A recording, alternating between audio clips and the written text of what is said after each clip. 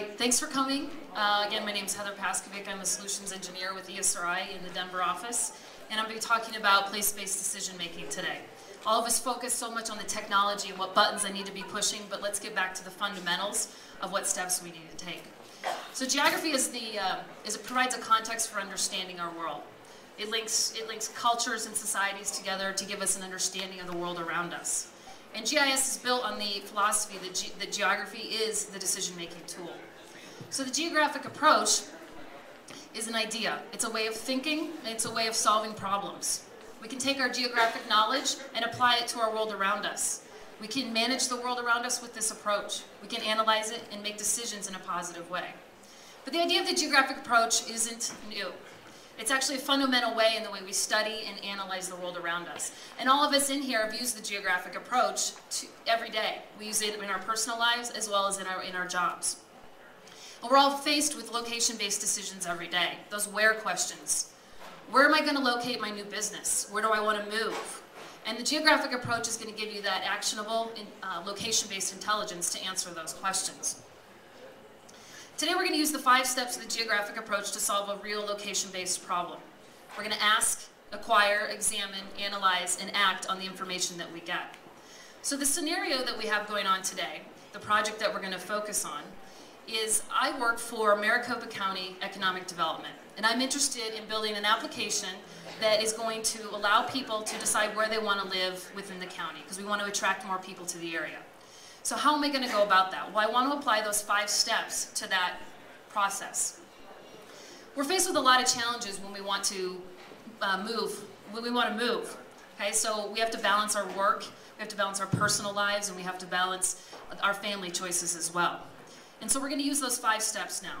So the first step is to ask. So we have to frame a question from a location-based perspective, and we have to be specific. We want to be specific because that'll make us successful in the future steps that we're going to go through. Some of those questions that we have to ask ourselves are, what is the geographic problem we're trying to solve? Where is it located? And what decisions do I have to make? And always taking into account who are the stakeholders in this issue and who's the audience for this, because the audience is going to determine the data and how we're going to present it to them. After we've asked this question, we have to acquire the data. What data do we need? Where am I going to look for that data? Do I have it already locally? Do I have to ask a colleague? Do I find it on the web? Or is it data that has to be created? So some things you want to consider are the source. You want to make sure it's a reputable source for the data. Also, what kind of data type am I looking for? What is my geographic scope and scale? And again, GIS is going to offer you the ability to create new data if you can't find that out on the internet or through your colleagues or through your channels. Next, once I've acquired this data, I want to examine it. And you want to examine it from all aspects, down to the metadata. None of us like metadata in here, but we need to make sure that it came from a reputable source and has the information we need to support that geographic problem. So will the data answer your initial question or problem? And in this case, remember, we're trying to build an application that's going to attract more people to Maricopa County, to bring more tax dollars. And so how do we want to support this? The next step is to analyze. So I've gathered all this data, I've examined it, I've decided that definitely this is going to work for me. So I have to choose the analysis method. And that's going to depend on the output. And the output, if I don't get the right output, maybe I have to go back and reanalyze. Some of the analysis we did for this project is we might want to let our citizens, or the future citizens, know how far away it is from a hospital or from a school.